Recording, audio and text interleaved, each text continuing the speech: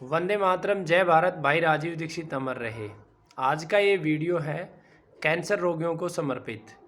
किसी भी बीमारी को ख़त्म करने में 70% भागीदारी होती है भोजन की और 30% भागीदारी होती है औषधियों की। तो इस वीडियो में आप जानेंगे कैंसर रोगी आखिर क्या क्या खा सकते हैं। और काफ़ी सारे कैंसर रोगियों के पर्सन होते हैं या एक उदासी रहती है कि हमारे खाने को तो कुछ भी नहीं। तो इस वीडियो के माध्यम से आप जान पाएंगे कि आपके पास खाने के लिए बहुत सारी भोजन है। तो सबसे पहले शुरुआत करते हैं अनाज। अन्न के रूप में क्या खा सकते हैं? अन्न के रूप में आप मूंग का इस्तेमाल कर सकते हैं, आप सिंघाड़े का इस्तेमाल कर सकते हैं, आप राजगीरे का इस्तेमाल कर सकते हैं, सानवा का इस्तेमाल कर सकते हैं, कुट्टू का इस्तेमाल कर सकते हैं, रागी का इस्तेमाल कर सकते हैं, कांगनी का इस्तेमाल कर सकते हैं, कोडो का इस्तेमाल कर सकते हैं, सामा का इस्तेमाल कर सकते हैं, जवार का इस्तेमाल आप कर सकते हैं। अब इन सब अन्न की आपको रोटी बना के आप खा सकते हैं। आप जैसे सामक है, सामक की खीर उपवास के अंदर खाते हैं, तो सामक की आप खीर भी खा सकते हैं। आप इनकी अनेकों प्रकार के उत्पाद बना के अपनी इच्छा अनुसार खा सकते हैं। तो अन्न के रूप में आपके पास बहुत सारे ऑप्शन हमने आपको बता दिए। फिर बारी आती है अन्न के बाद सब्जी की। सभी प्रकार की हरी सब्जियां आप खा सकते हैं, बस उनको बनाना है आपको देसी घी में है, देसी गाय के घी में बनाना है। सभी मसाले जो रसोई घर के मसाले जो हमारी ताकत हैं उनको साबुत खरीद कर पीस कर प्रयोग करना है।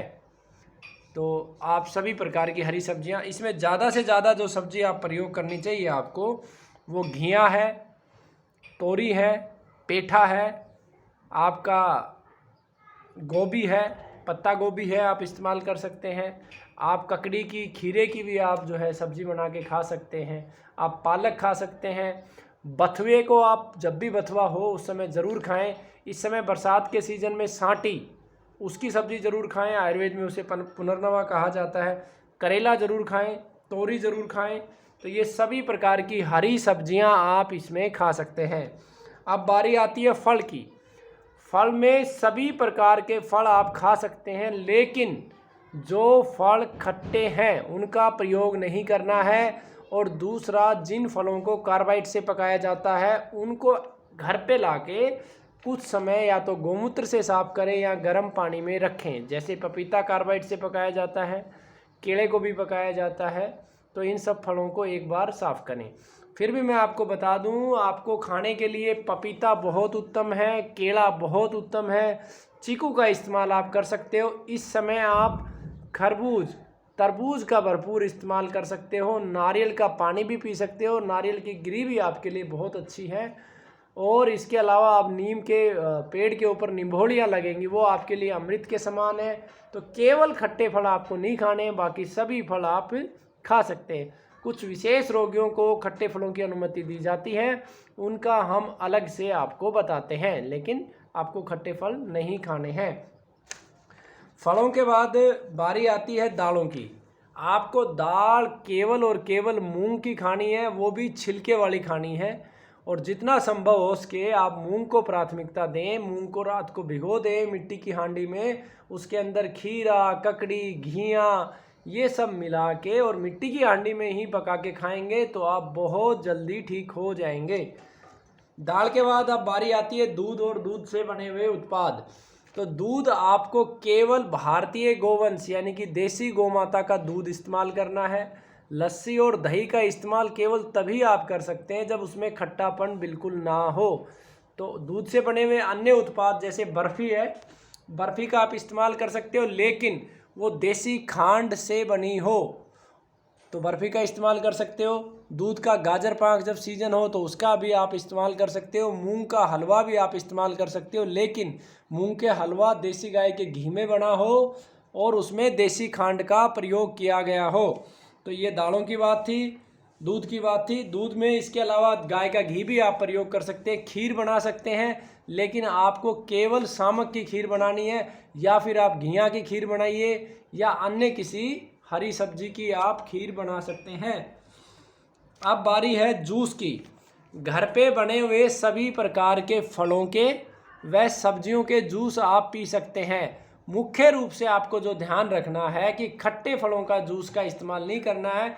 इस समय गन्ने का जूस आपके लिए बहुत अच्छा है, पपीते का भी जूस पी सकते हैं, केले का भी दूध के साथ मिश्रण बना के शेक के रूप में आप ले सकते हैं। बाजार का पैकेट बंद जूस किसी भी सूरत में नहीं लेना है, वो बीमारी का एक प्रमुख कारण है।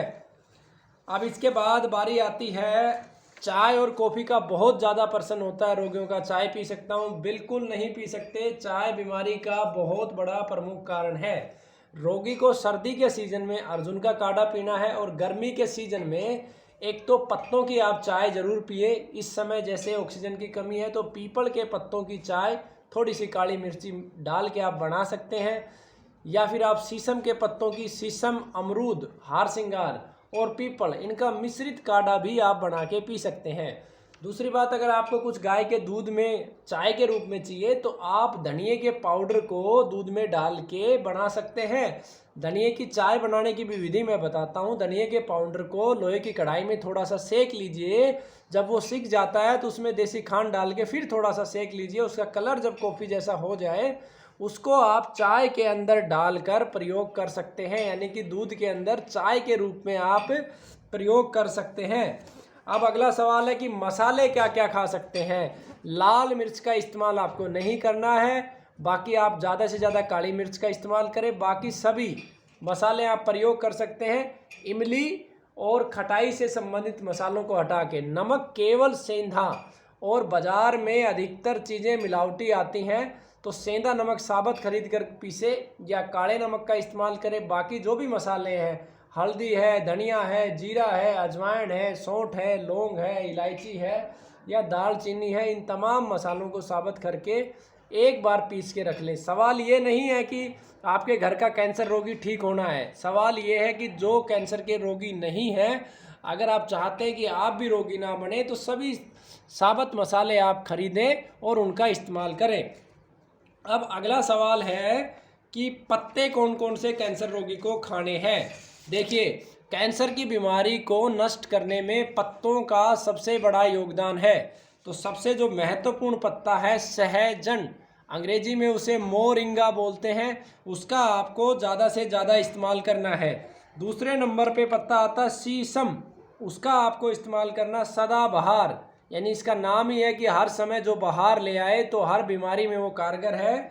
उसके बाद बड़, पीपल, कचनार अगर है तो कचनार का पत्ता बहुत ज़बरदस्त काम करता है। गुलर, इसका भी आप इस्तेमाल करें।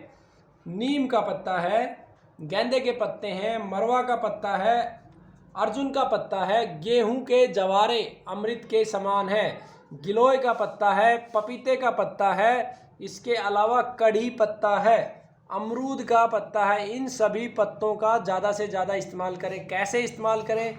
आप चबा सकते हैं तो बहुत उत्तम, अगर आप चबा नहीं सकते हैं तो आप लोडी सिलावटा लेके इनकी चटनी बना के लीजिए, साथ में लहसुन और प्याज, पुदीना आप इस्तेमाल कीजिए। और अगर ऐसा नहीं कर सकते हैं तो मिक्सी के अंदर आप जूस निकाल लें। अगर जूस भी नहीं ले सकते हैं तो इनका आप काढ़ा बना लें।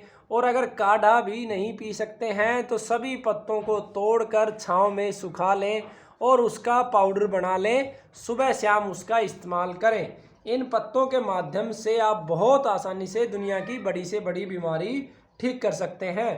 पुनः मैं इस वीडियो के माध्यम से बताना चाहता हूँ, इन सब चीज़ों का इस्तेमाल जिन्होंने किया है 8 से 9 महीने के अंदर उनको 100% परिणाम मिला है। अब पत्तों के बाद बारी आती है हमारी ड्राई फ्रूट्स की। ड्राई फ्रूट्स के रूप में आपको मुनक्का यानी कि किशमिश रोजाना 10 से 15 किशमिश रात्रि में भिगो के रोगी को अवश्य खिलानी है। दूसरी बात आती है, आपको रोगी को बादाम रात्रि में भिगो के सुबह सुबह ज़रूर देना है। अखरोट आप ज़रूर दीजिए। खुबानी का इस्तेमाल खूब कीजिए, बहुत ही अच्छी है।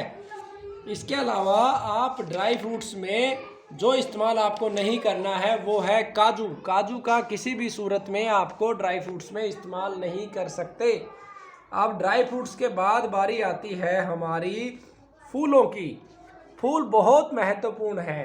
इस समय नीम का जो फूल है अगर आप उसका सेवन करते हैं तो बहुत लाभ होता है। इसी समय आपको सहजन के ऊपर भी फूल मिलेगा, उसका भी आप सेवन करते हैं तो बहुत लाभ मिलेगा।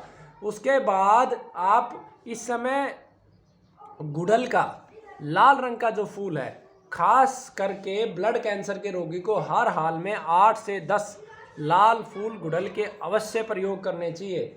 इसके अलावा कचनार का जो फूल है वो भी आप प्रयोग करें। तो इनका प्रयोग फूल का और पत्तों का आप किसी भी समय प्रयोग कर सकते हैं, खाली पेट भी कर सकते हैं, खाने के 1-1.5 घंटे के बाद भी कर सकते हैं।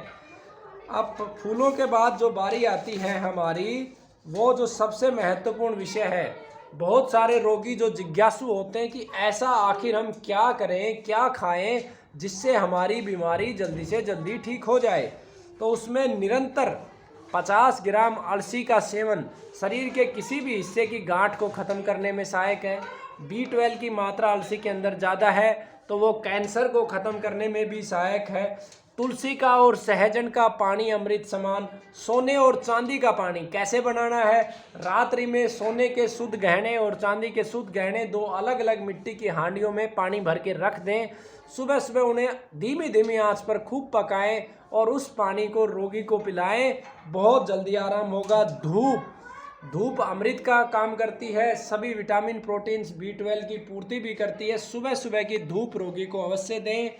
उसके अलावा क्षारीय भोजन ज़्यादा से ज़्यादा, जैसे घिया का जूस अमृत के समान, पेठे का जूस अमृत के समान, देसी खांड में अगर बना हुआ पेठे की मिठाई मिल जाए तो अमृत के समान।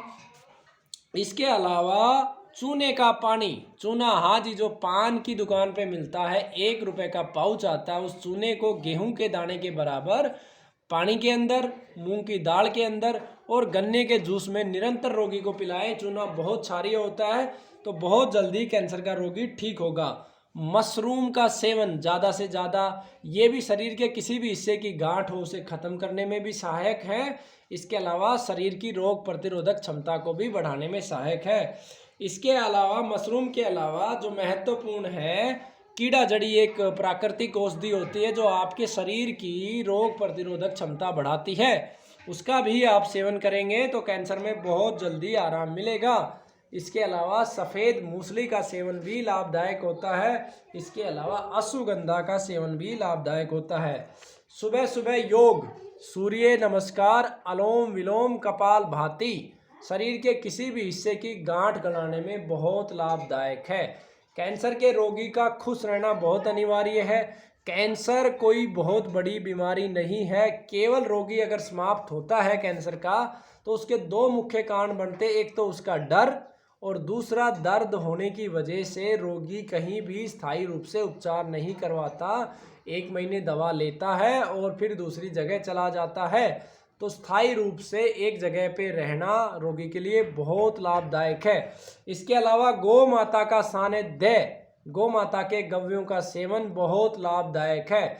इसके अतिरिक्त हवन चिकित्सा, कुछ औषधियाँ मैं आपको बता रहा हूँ। निरंतर हल्दी, पुनर्नवा, कचनार, तुलसी, बड़ पीपल, इनको हवन के रूप में आप देसी गोमाता का घी, देसी कपूर के माध्यम से नित्य जो हवन करेंगे, आप उसे हवन कहें या जड़ी बूटियों का हवा के रूप में, अग्नि के रूप में आप सेवन कहें, ये बहुत लाभदायक। इसके 2 मूल कारण हैं। देसी गोमाता का जब घी अग्नि के साथ प्रवेश में आता है तो वो बहुत ज़्यादा मात्रा में, लगभग 10 ग्राम घी 1 टन ऑक्सीजन जनरेट करता है।